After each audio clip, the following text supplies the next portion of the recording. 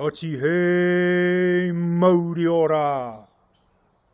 Whakatakatau ki te uru, whakatakatau ki te tonga, kia ma kina ki uta, kia ma taratara ki tai. E hiaki ana te atākura, he tio, he huka, he hauhu, chi hei mauri ora. Tuatahi ke te miatu ki a rātou mā, te hunga wairua koe rupeke atu ki tua te arae haere, haere, haere atu rā. Firstly, we farewell those who have passed away amongst us. Tuarua, ke te mihatu ahau ki o koutou ngā mātā waka, ngā iwi no ngā tai e whā, huri no e te ao. Ki o koutou, nei rā te mihi mai o hā mai oku maunga ki o koutou maunga, mai oku awa ki o koutou awa, mai oku waka ki o koutou waka. Rangatira mā, nau mai, haere mai, whakatau mai rā ki tēnei tō tātou nei hui. Haere mai, haere mai, haere mai rā. Next, to all of us, from all over the planet, my mountains are greeting all of your mountains. My rivers are greeting all of your rivers. And my canoes that our ancestors travelled on are acknowledging and welcoming all of your canoes. Wherever you are, from the four tides, the four winds, welcome, welcome, and welcome to this symposium where we can be the ripples of change. We're sending this love from Aotearoa. My name is Matiu te Huki, here in Aotearoa, New Zealand. I'm on the land called Mangaroa, surrounded by these beautiful magnolia trees. Spring is here, but it's fresh and it's cold. But spring, you know, is bringing change, new life, new growth, new possibilities. And that's what we're here for. So I want to acknowledge you. I want to acknowledge the leaders out there, all of you, for being here, for bringing your love, for bringing your enthusiasm, for bringing your strength, for bringing your wisdom, for bringing your power, your mana, your rangatiratanga, your sovereignty.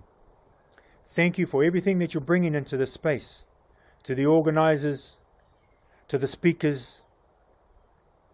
Thank you for everything.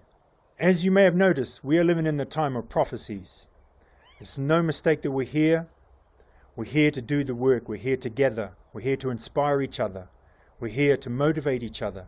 We're here to share the wisdom so that we can really drop into the power of the land and our own power for looking after the land and supporting the land to support us. So what I'm going to do now is a tohi, and a tohi is an incantation of the Māori culture.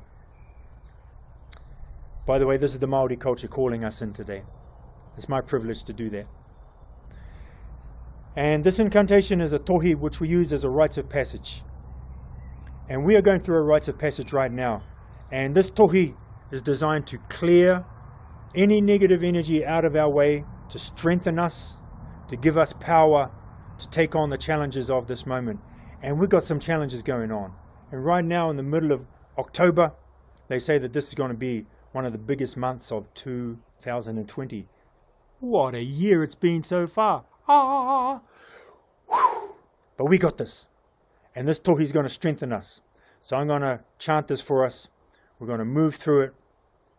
And then we're going to get into the work ahead of this beautiful symposium. So, let's do it. O katohi atu koe ki te tohi nuku ki te tohi rangi. Kia hawai a koe ki te putiki whara. Kia tia i a koe ki te manu rererangi. Te rau o titapa kia pai ai koe. Te haere i rungara. I rangau a koe i te pōuri uri te potango tango. I rakaitia koe ki te piki ko tuku. Te rau o te toroa, te hui ati tama. Whakina e tama, ngā kupu o te riri, ngā kupu o ta whiti. He mea, ka mau mai ka kapiti runga. E ka kapiti raro e. He pokangā nuku, he pokangā rang. Pohi hiko, paurara mā. Tia ho I roto, marama I roto, tēnā te pou toko manawa, te pou o ene kōrero, hui te marama, hui te ora e, tihe mauri. Nō reire te whānau, kia kaha tātou ki te mahi ngā mahi, whaia te tika, whaia te oranga, whaia te tino rangatiratanga. So family, let's get into this mahi, let's get into this work. Let it be true, let us do it properly, let us do it with everything we've got. Let us bring love and get love from it. Nō reira, tēnā koutou, tēnā rā tātou katoa. So I greet you and welcome you. I greet you and welcome you. I greet you and welcome you thrice. Kia ora.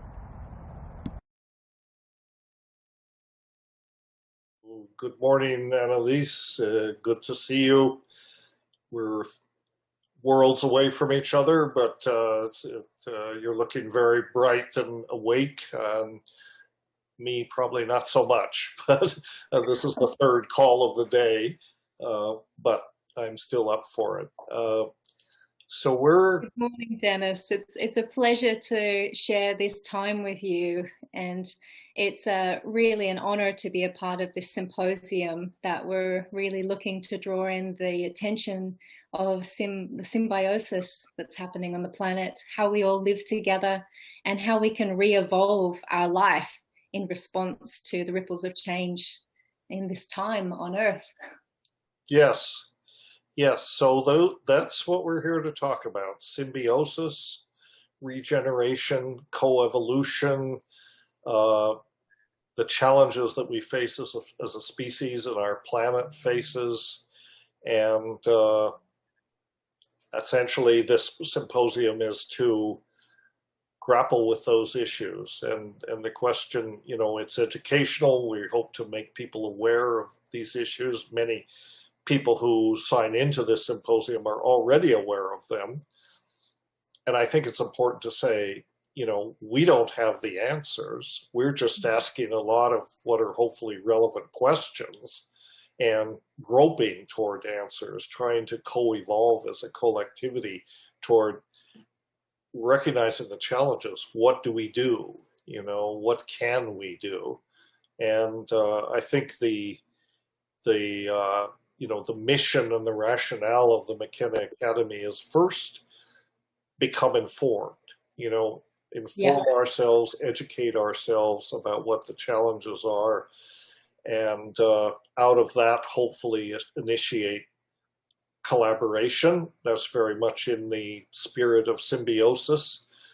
Let's figure out as a collectivity, you know, and as a species that's part of nature, but maybe has forgotten that, but we have to figure out how do we fit in and how can we not exactly, I've never sort of liked the idea of that we should become stewards of nature, because that implies still a control element. We want to partner with nature.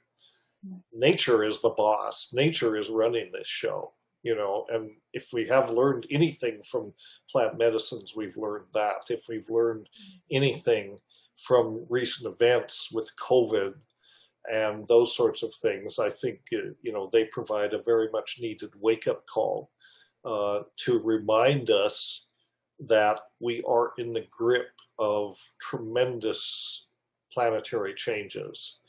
And what can we do? Well, first of all, as I say, we can become informed, and then we can, once we know what we're doing or what needs to be done, maybe we can collectively make intelligent decisions about, you know, there may be little we can do, but that's no reason to throw up our hands and not try.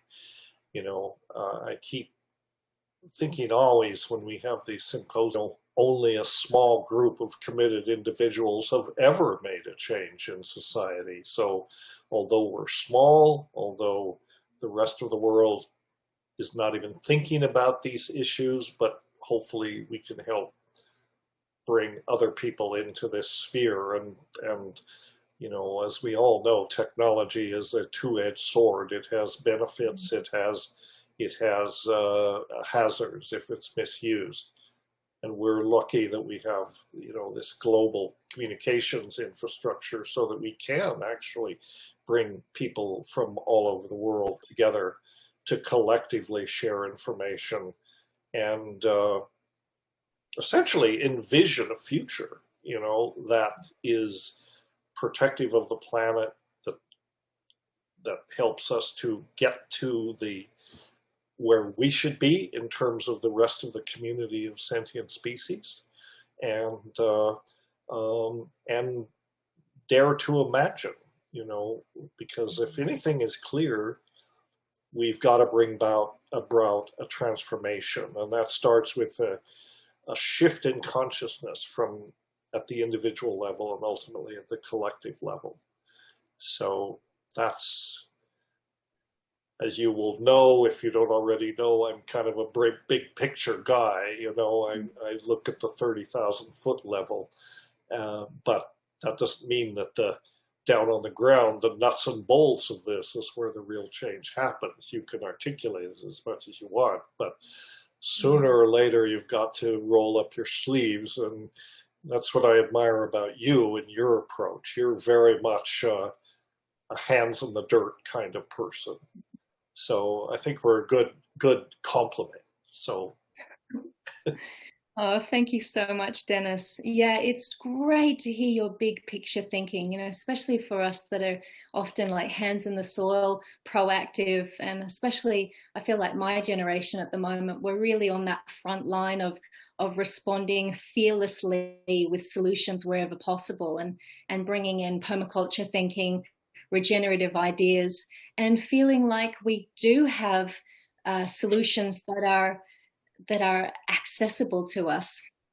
And so much about that, especially during this time of lockdown, I feel it takes our visionary imagination to see what is truly what we want to be creating in our world. What is it that truly means so much to us in this time that we can act on? And rather than feeling masked up in a masquerade that's with this show being led by our intergovernmental leaders, how about what can we do, and what we are doing by planting the seeds of regeneration in our communities and in our homes? And it's been fantastic to see during this time people growing food for the first time that have never even thought about it before. My best friend, who was just, everyone thinks he's interested in permaculture because he's my best friend, but he's not really so interested in growing food. However, he has been able to grow a garden with his Italian parents and remember what his great-grandparents and grandparents used to do to support their family, especially in lean times. And if my best friend can do it, wow, anyone can. And I happen to see that through working also with Green Harvest Organic Gardening, where I work here in Australia, we have a big seed bank, and we've been overrun by people so interested in growing food, particularly having organic seed. And it's been one of those points where that's an area that people can action, and there's been a huge demand for it. We've been overrun, and in some cases having to talk people out of buying thousands of dollars worth of seed for their seed bank without the realization that that seed actually has to be cared for, tended, planted, grown back up, those seeds being saved again to be able to use, that they don't have a viability of 10 or 20 years that might be for someone's COVID security bank. Right. Yeah, it's been interesting. But seeing this reflourishing and the resurgence and this like re-evolution of people getting in touch with what's most important, well, family, water, soil, shelter, but what do we do 3 times a day? We eat food. And so there are these relationships we can have with plants, whether it's a sprouting tray on our windowsill, whether it's in the verge, the street verge, whether it's on a rooftop, whether it's out and reorganizing the ornamental plants into edible landscapes. This is something that that people are noticing, wow, I can have control over, I can have personal responsibility. And it's taking this personal responsibility about taking our health and our food sovereignty into our own hands. I think it's a really big, important time to like lead this symposium with, like, bringing on what we can do, what will make a difference to our family's life and to our own personal happiness of something we can do, because we're told all these things we can't do right now. So what can we do? Let's grow food. Yeah, that's exactly right. That's what you can do, and among many things that you can do. But I think that's really important. And in the process, I mean, that is growing your own food, growing your own medicines, growing your own mushrooms, which of course are both medicines and food. All of those things are examples of symbiosis. You know, in order to partner with plants, you have to have a relationship with them. There's no better relationship with a plant than just growing it, because that's what plants want to do. You know, they want to grow, they want to spread, and they want to share their bounty with their symbiotic partners, whether it's humans or animals that help in their distribution of the seeds, or whatever it might be. So, you know, this is exactly what we can do. This is an example of the you know, acting locally and having a global impact. And I feel that seed banks and preservation of food biodiversity is one of the most significant things one can do, because our diets are impoverished, you know, and it's in part because, well, in part, I think because of industrial agriculture and you know, petroleum-based production systems and all this. You know, we use, maybe, if we're lucky, we use 5% or less of the potentially edible species on the planet. You know, you probably, you may be familiar with a book called Sturtevant's Encyclopedia of Edible Plants. This was a gift of Richard Schultes to me. Oh. And it's called Open up a page for us. Sturtevant's Notes on Edible Plants. I did a symposium, actually, not a symposium, I do a keynote presentation in South America sometimes, and the topic is the lost crops of the Incas. And as you know, you know, the Incas were incredible agriculturalists, and they had not just a few varieties of these major food staple plants, but thousands. There are like 8,000 varieties of tomatoes, you know, 6,000 varieties of potatoes, incredible amounts of legumes and tubers and all sorts of things.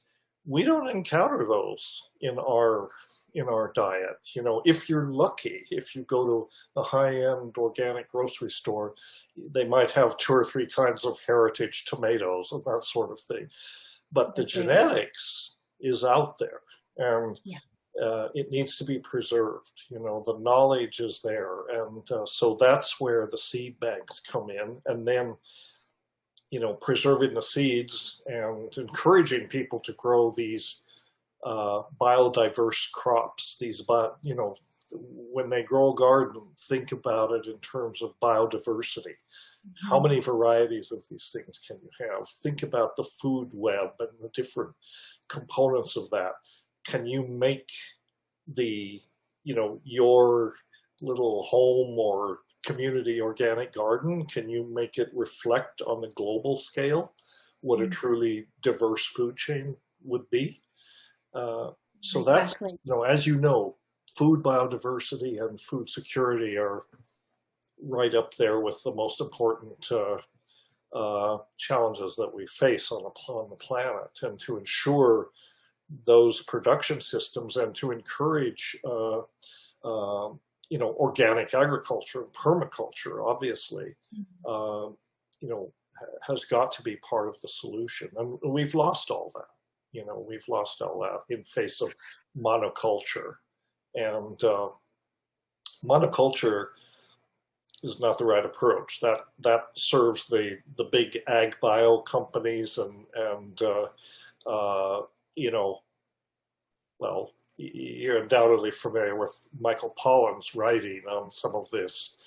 Long before he started writing on psychedelics, he was writing about food, excuse me, very intelligently about food. And you know the book, The Omnivore's Dilemma? Yes. That was a big influence on me. And he talks about how, for example, corn is the preeminent capitalist plant. You know, it is adapted itself, even though it's a traditional plant, but it's adapted itself to global agricultural systems. There's nothing wrong with corn. Corn is fine, but you don't want it to be the only thing you eat. And he talks about how, well, and I think this is true. I think the perspective is we think we grow corn, right? Actually, we serve corn's purposes. They grow us. Absolutely. You know, they have co-opted us into making them a global crop. You know, and corn is great stuff, but you don't want it to crowd out, you know, 60% of all the other plants that you might be growing. So I think learning about this biodiversity through reference sources like this, you know, this very, really 19th century, I think it was published, I'm not sure exactly, but early in the 20th century, that kind of thing needs to be online. Lost crops of the Incas. And lost crops are vast globally. All of our ancestors all over the planet, we all are having this loss of biodiversity in direct connection with our loss of connection of how to grow food and our loss of connection with nature, just straight out. I mean, according to the Food and Agricultural Organization of the United Nations, in the last century, we've lost 75% of what they knew were our edible food productive plants. So that's heritage plants, those quieter heirloom varieties that didn't really get much of a mention often. And we're fortunate just to see wide varieties still available. Where I work at Green Harvest, Australian home gardeners can order quite a wide variety of tomatoes. We've only got, like, say, 5 varieties of corn at the moment, but edible, lots of edible leaves, particularly perennial plants. So perennial plants are those year-round supplies of reliable, often your food staples. And then there's the annual seeds that we grow seasonally for the winter crops and the summer crops. But to support these, it's so important, linking in with diversity, is to also have a rich diversity of flowers, for example, from the Asteraceae family and the Umbulaceae family, which are families that support and attract in beneficial insects. Yes. So, you know, the pests for sure, that are addressing the pests, ones that will come and predate on the pests. So what we often try to do in integrated permaculture systems, and what Green Harvest really puts forward, is really to plant the diversity. So we're not just planting for the annual crops, we're looking at so that we can get that yield, so we can obtain that yield, which is a permaculture principle. Planting all these different biodiverse crops, but in a way that they complement each other. Like in your garden, you can, I'm sure you already do this, and you know much more about it than I do, but planting, you know, aromatic species, for example, or things that will repel the pests, you know, keep them away, attract the beneficial pollinators.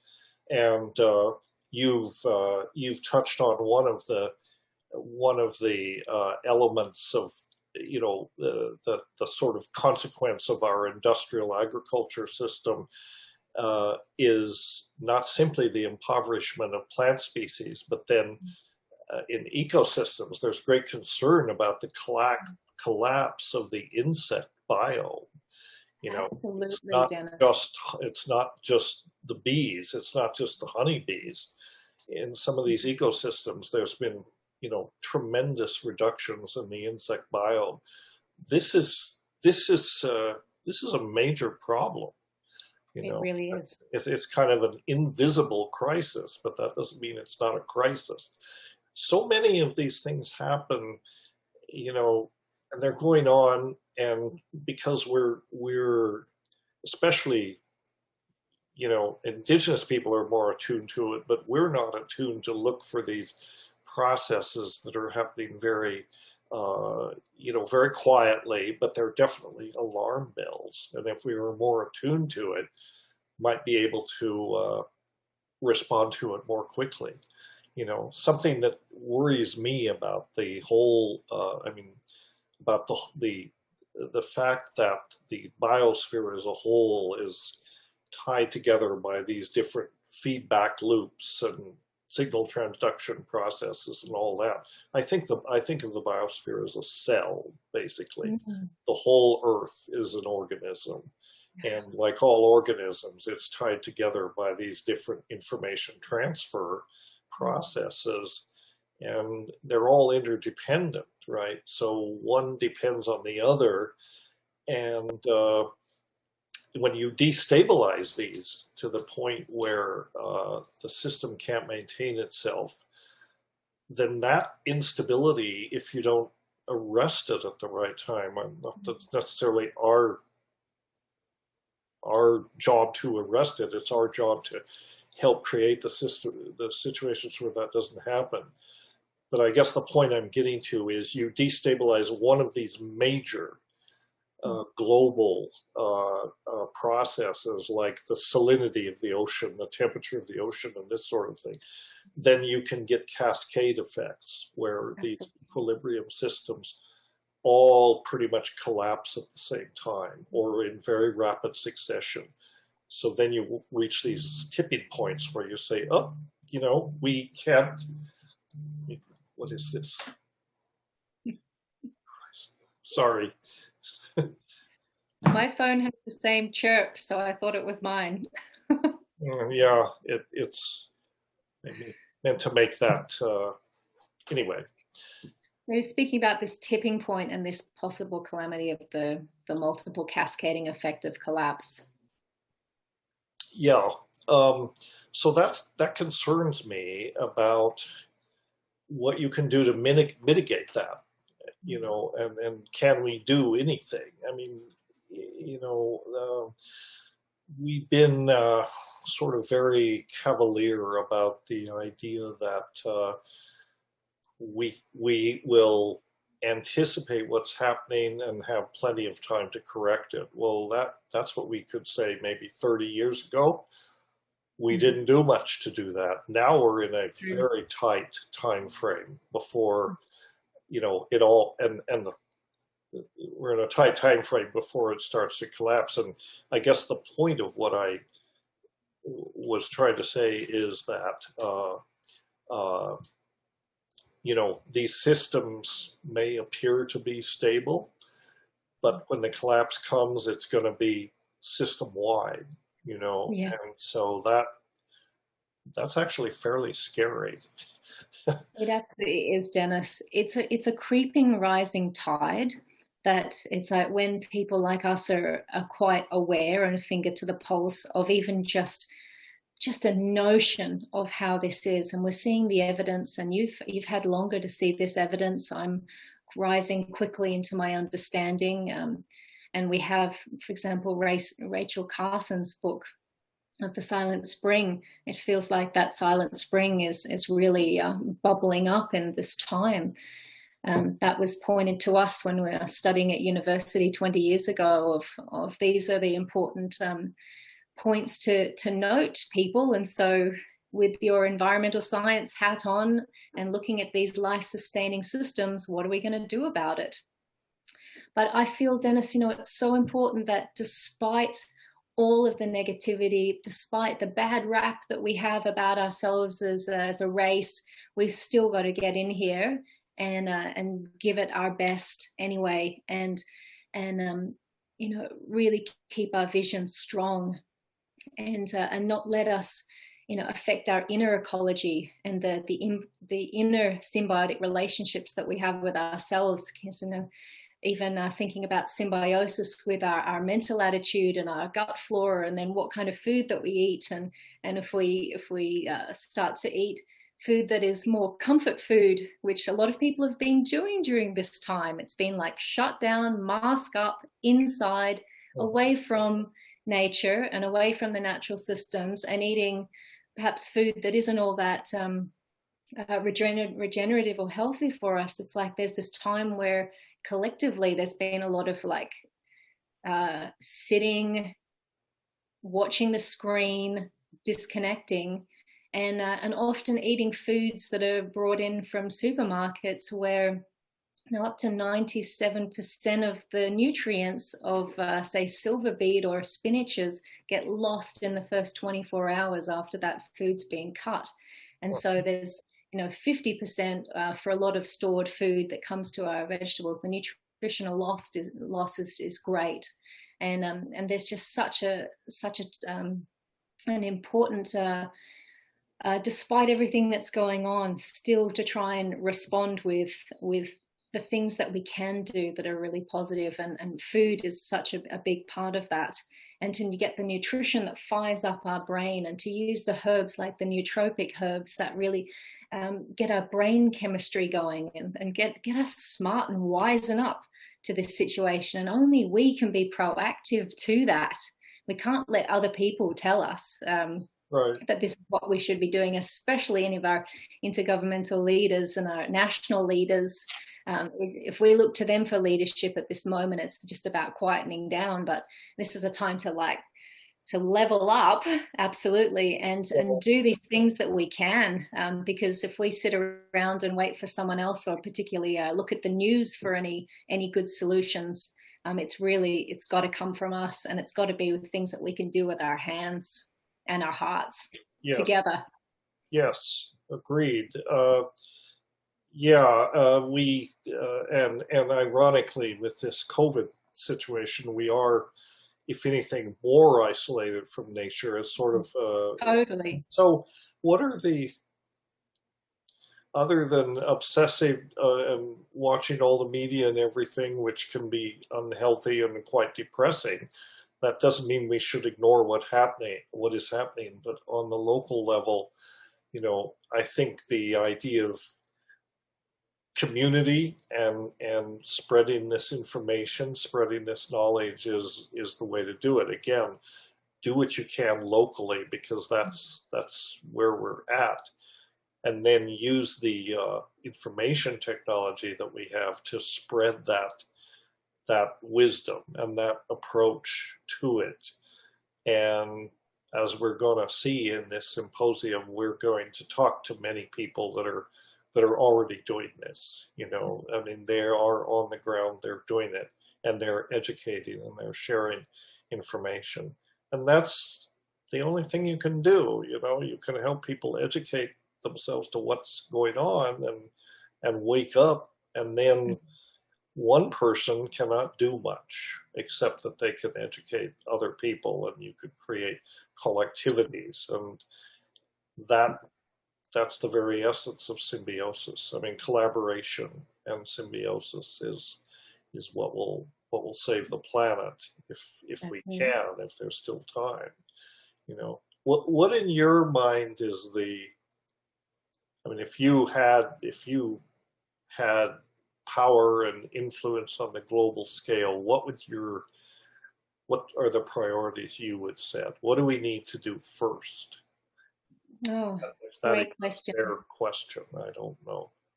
That's a very fair question to me, Dennis. I feel that it would be fair for all Australians, I'm coming from Australia, all people throughout the world, to have access to seeds that they can grow in soil, understanding and education about how soil repairs itself. And so understanding that if we have some bare soil or some degraded soil, then we may have weeds that come up. But those weeds are often medicinal plants. They're plants that are telling us what the soil nutrients require, and they're often bringing in the nutrients that the soil requires. Like a thistle, we often see thistles globally in marginalized areas, but a thistle is creating a tap root that's going deep down into the ground, into the earth, and it's trying to bring up nutrients from deep into the soil. It's also breaking up. It's creating a little tap, like a little a pin into the soil that's trying to break up and bust open that soil and break down the chemistry of the soil, so that then more nutrients can settle, and then grasses, and then herbs, and then small plants, larger plants, and succession. See how we can see what appropriate levels of succession, which is like building upon forest systems, is appropriate for your local area. Right. But this lesson of seeing culturally, where else on the planet with a similar kind of climate area can you grow the similar kind of food, and then take into consideration the ethnobotany. How are they culturally used? How is it ground down? How is it preserved? How are those plants stored over time? And increasing and leveraging for our specific areas around the planet how we can leverage our food security by plants we might not have even really thought about, that grow really well in our often colonized parts of the world, and we're still trying to grow just cabbages and beetroot, for example. Now, I'd be kicking into these kind of areas personally. So yes, so you've said a number of things that I think are really, really rich and important. One of what I'm taking away from what you're saying goes back to this think locally, act global, or think globally, act locally thing. But what I'm getting is that as much as possible in local communities, whatever the size of that is, maybe it's just a local community in your town, in your city, or something bigger than that. But as much as possible, we should try to develop localized sources for our nutrition. We should try to get away from this petroleum-based agriculture that depends on importing all of our food from different places. I ate strawberries this morning that were probably harvested in Chile, 2 days ago. And it's good that we can do that. But if you look at the energy costs and what it takes to get those things here, that's not sustainable. So people should try to identify the foods in their own backyard, literally, that can increase this biodiversity and increase. And accept the range of what that is, Dennis. If you don't grow if you can't grow strawberries, then can you grow raspberries successfully? Can we do with that, rather than bringing in all the embedded energy of all those industrialized costs that take for me to be able to buy my $3 strawberry punnet? Yeah. What's the real cost there, But then on the other side of that, which is what you also pointed out, that there are these different bioregions where you have similar species, similar plants adapted to those ecology. And that's where the seed exchange comes from. So that's the global aspect. Every local, permaculture institution, permaculture establishment can have their own range of crops, but then through global networks and so on, you can immensely, you can do seed exchanges and all kinds of things, and immensely enrich all of these different communities. So it won't be necessary anymore to grow monocultures in China and import them to, the United States or something. It's all local. It's all locally done. And that's got to have an impact on everything, particularly carbon dioxide emissions and all that, because you're not using all that fossil fuel to move these things around that don't need to be moved around. They need to be, the seeds need to be moved, but then once they're there, you don't have to have these global food transportation systems. And the other thing that you were discussing, which made me think about, had to do with forest and forest sustainability and the foods that come from forests. You know, a lot of that is fruits and nuts, right? Those are the sustainable foods. And it made me think about the Amazon. You know, the whole picture of the Amazon in the last few years has changed. You know, we used to think of the Amazon as a trackless wilderness, and there was, you know, not much there. But if you look back a few centuries, it was a highly managed, permaculture-based, perennial-based ecosystem. It was a culture where it was basically an orchard culture, and it was based on trees and perennial plants, and it supported tens of millions of people before the Columbian Exchange. You know, and the reason there was a depleted population by the time the Europeans began to penetrate into that area was that the diseases that they brought preceded their actual invasion, wiped out most of the people living there. But some of the earliest expeditions, like a Ranhaus expedition, one of the first to go from the headwaters of the Amazon all the way to the mouth of the Amazon, describe cities, you know, on both banks that contain millions of people, all living sustainably.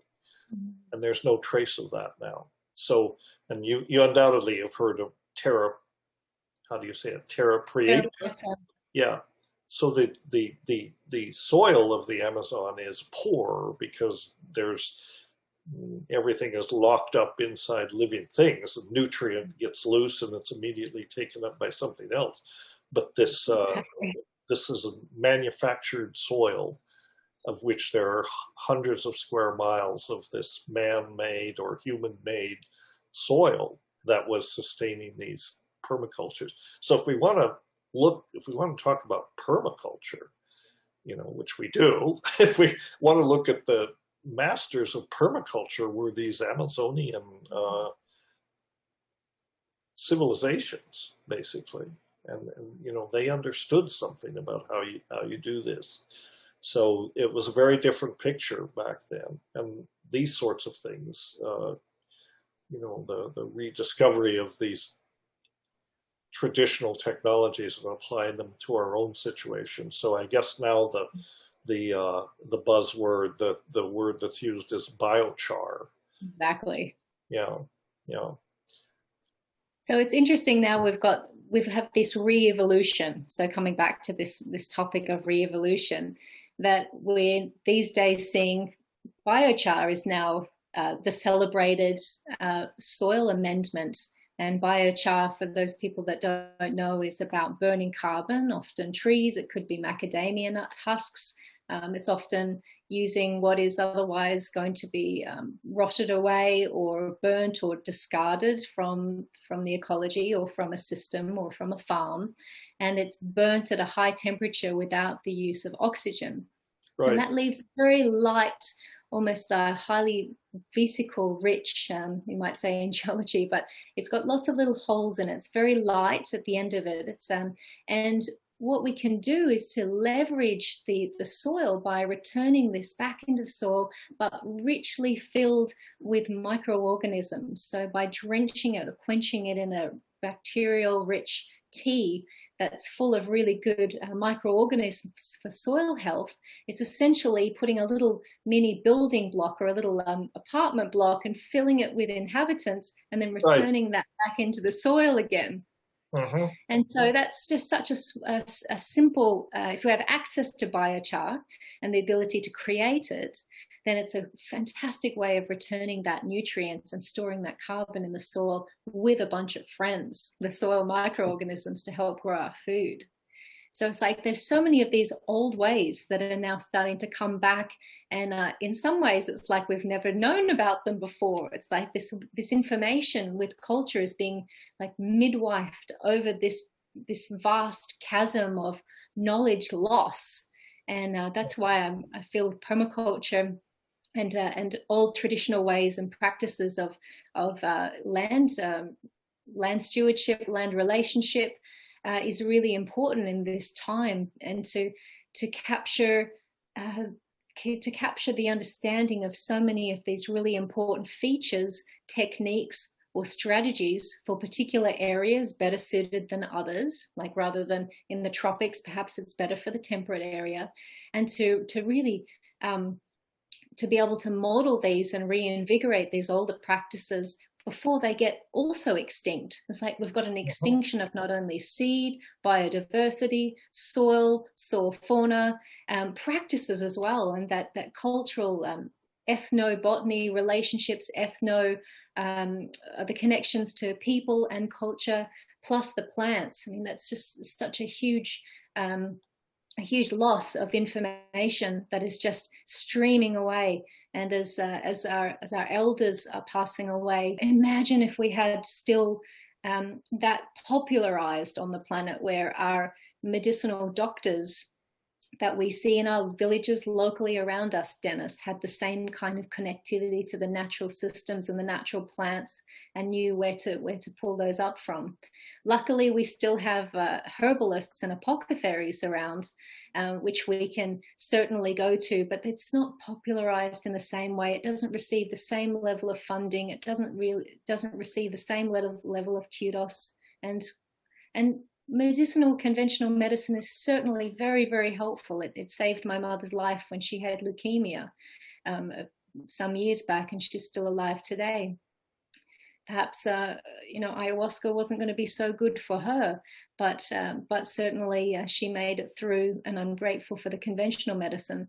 But this holistic approach to our health and our healing, I think, has a huge amount to do with our disconnect, and wherever possible, if we can keep that nature connection solid and in tune, and have times through the day, or once a day, once a week, once a month, that we can reflect on our connection with nature, just to get replugged in, and just to part the veils of fog that can come around us by being in a predominantly disconnected society and worldview perspective. We need to take that power for ourselves to keep that connection really strong. It's up to us to keep that vitality, true.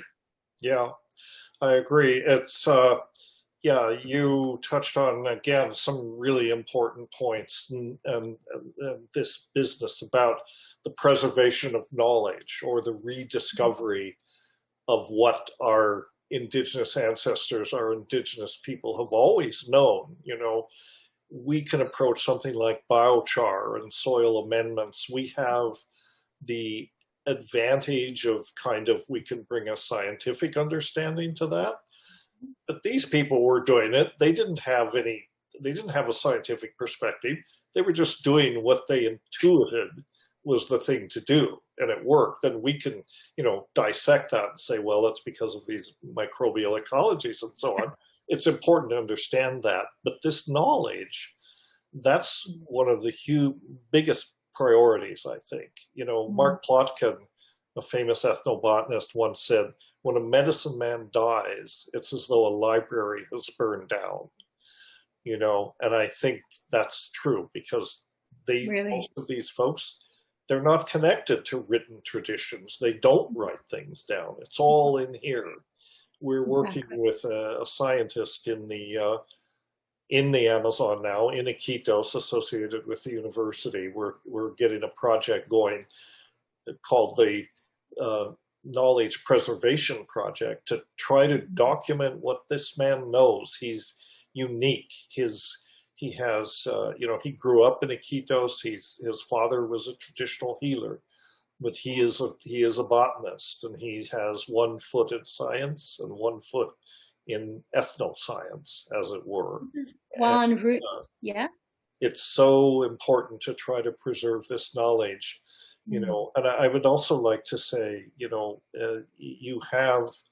this is, again, I think, where psychedelics become important, because they are not only tools with which we can connect with our inner selves, we can discover the knowledge within, if you will.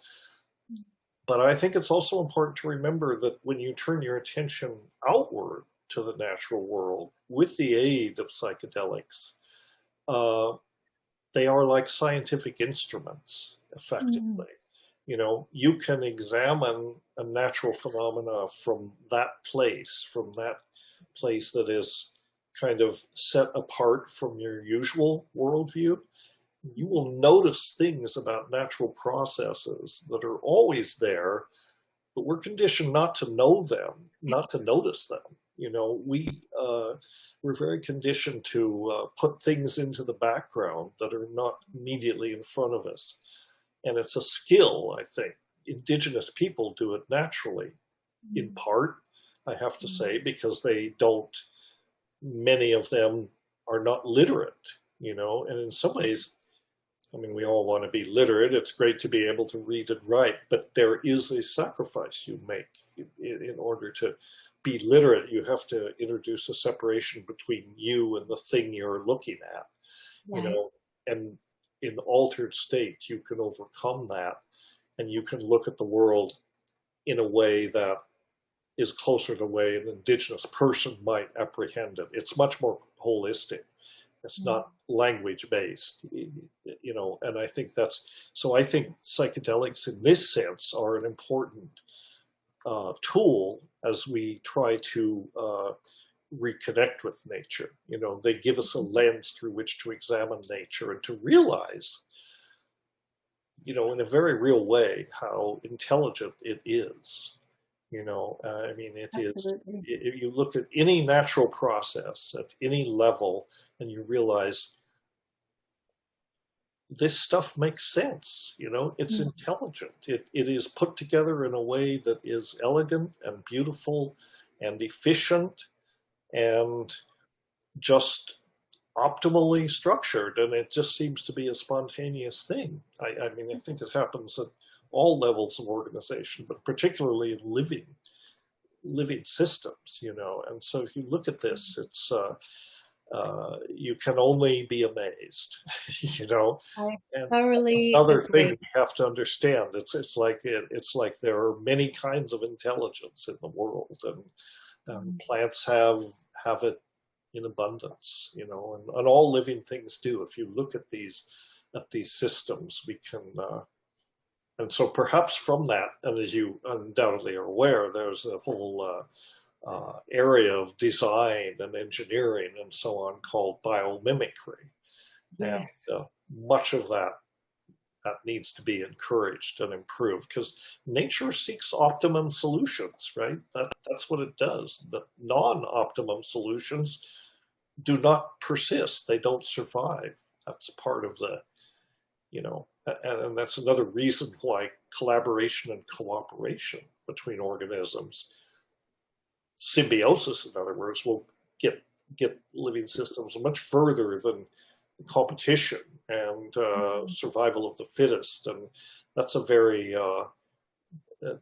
impoverished way to look at it. Competition goes on, of course, but it's not as important to the evolution of life. Co-evolution is more important. Absolutely. Dennis, you and I have had some really enriching conversations recently about plants and about symbiosis and about plant relationships with people and the chemistry and the kind of indicators that plants with their pure chemistry and their life force naturally do to lure us in and to lure our co-evolution and the symbiotic nature between us and plants. Could you speak a little bit more to that? And especially for people that might not have such a plant connection yet, just to really kind of unwrap some of the wonders of how plants are naturally speaking through chemistry and how we relate to that without even knowing, perhaps? I think it's important in this conversation to talk about photosynthesis to start with. And photosynthesis is, you know, a well understood biochemical miracle that is all over the plant kingdom. And it's not really a miracle, but it's it's almost miracle-like, if you will. It's a way that plants have figured out how to harvest light and use that energy from light to make complex organic molecules from sunlight, water, and carbon dioxide. And of course, so plants are the main force, especially tropical rainforests, are one of the main forces that are sequestering carbon dioxide out of the atmosphere and maintaining this balance of gases in the ecosystem, in the atmosphere on a global scale. And of course, by burning down the rainforests, we're interfering that. And not only that, we're returning all of this locked up carbon into the atmosphere. So this is a really stupid thing to do. If we could just stop burning rainforests, we could reduce that by significant amounts. So there is that. And then by using water, sunlight, and carbon dioxide, plants can make a whole variety of organic compounds. And some of them are simply the molecules of life. They're pretty well distributed in all living things. But plants are not finished with that because plants use sunlight to drive their chemistry. They also have all of these so-called secondary compounds. They're not universally found in plants, but they're widespread, and all plants have some kind of secondary compounds. This is what you might call the language of plants. These secondary compounds, like alkaloids, for example, or the terpenoids or flavonoids, various phenolic compounds, they represent a huge array of pharmacologies, of biological activities, a better way to think of it. And these are the messenger molecules. Plants use these compounds as a communications method. They use them to mediate their relationships with everything in the environment, with other plants, with fungi and microorganisms in the environment, with insects, with herbivores. Of course, we are herbivores, and with humans. They have numerous applications. Some of them are simply for defense. They're like toxins, they're repellents. It gets more interesting, though, when they use these organic compounds as for semiosis, signaling, like the color of flowers, the colors of fruits. That all comes down to their chemistry in a certain way, and that's a signal for a bird to eat it, perhaps, and then distribute the seed. And then symbiosis, especially. Symbiosis is a process that is mediated by these chemical exchange, the so-called signal transduction processes. So you can think of these secondary compounds of the neurotransmitters of the Gaian mind, and it happens in your backyard. These are processes that are going on underneath the soil, in the atmosphere, in your local garden plot. And I won't go too far into that. But anyway, I just wanted to show those few. But I guess the point is that in some, plants are very creative when it comes to their chemistry, and this is their language. This is how they relate to everything in the environment. They don't have behavior exactly in the way that mammals do or animals do. They can't run away. They're stuck in place, so they have to make the best of it, and they do it through these very elegant signal transduction methods, methods using chemistry.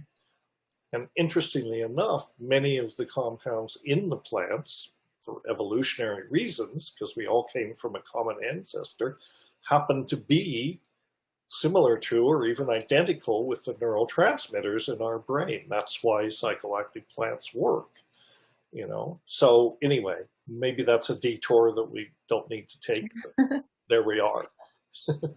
I appreciate that a lot, and really, we live on this incredible planet that is unlike anywhere else that we understand in the universe. And then when we understand through chemistry and biology how we have these incredible plant communities, how they're geared up for symbiosis and relationship, and how the symbiosis relationships happen all throughout the world in all parts of nature. And thank you to the works of mycologists and people like Paul Stamets to help us understand about the interrelationship of the mycology and how these plant, soil, moisture, nutrient messengers, and through the efforts of syntropic agroforestry, food forests. We have so many fantastic models that we're going to be sharing and exploring, that examples that have been curated for moments like these, that we can uplift the work that so many of us are doing on this planet to create this kind of symbiotic relationship that we really need in this time. So I'm so grateful for this opportunity to bring together some of our best minds, hands, and actionaries, not only the visionaries, not just people that are speaking about it, but people that are able to really put that action into the ground.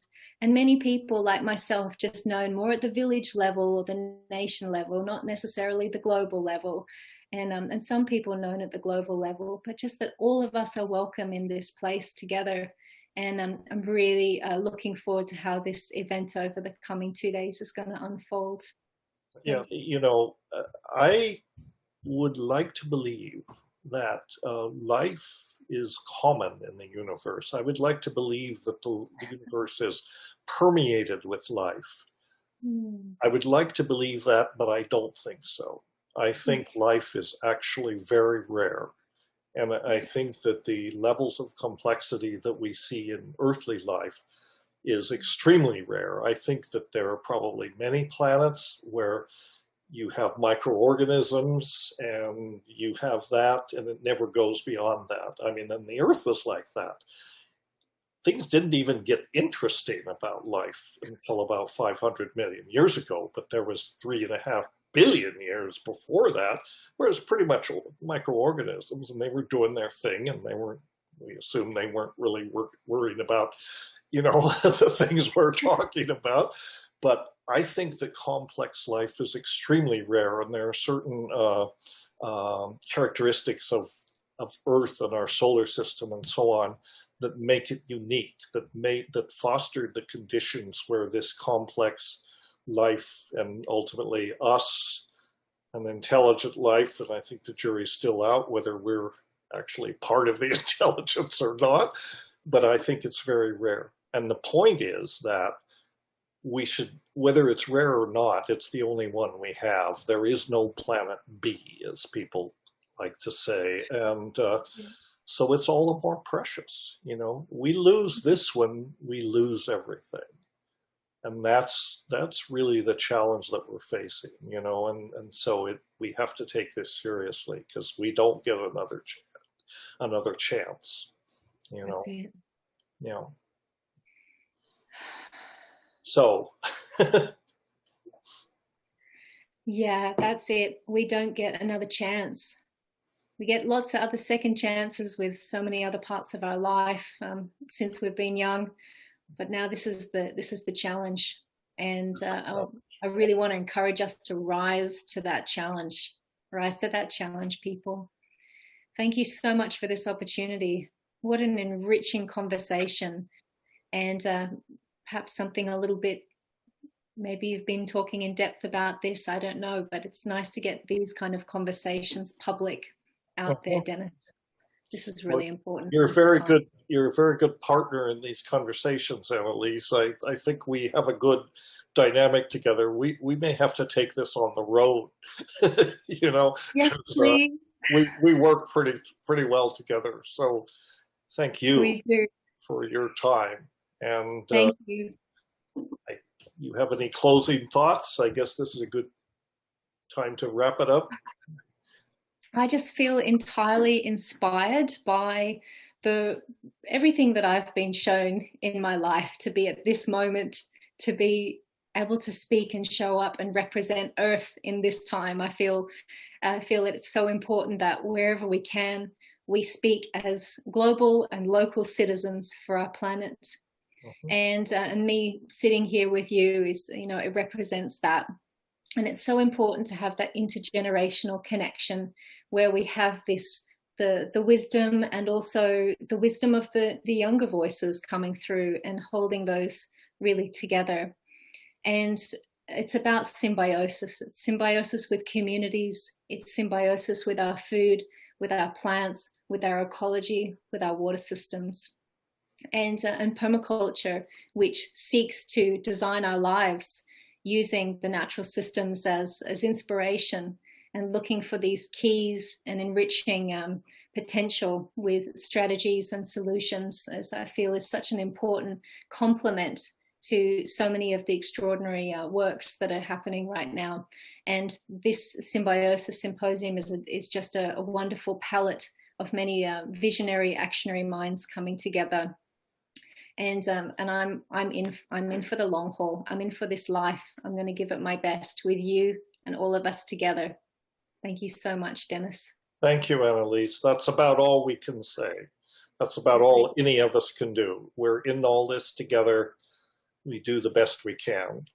And we have to have faith that nature will respond to us. You know, nature has compassion and wisdom built into it. So it's been so good exploring all this with you. And thank you so much for helping to make this symposium happen. We really look forward to this. So thank you. It's been my honor and pleasure. Thank you so much. All the best to you too. Okay. Bye-bye.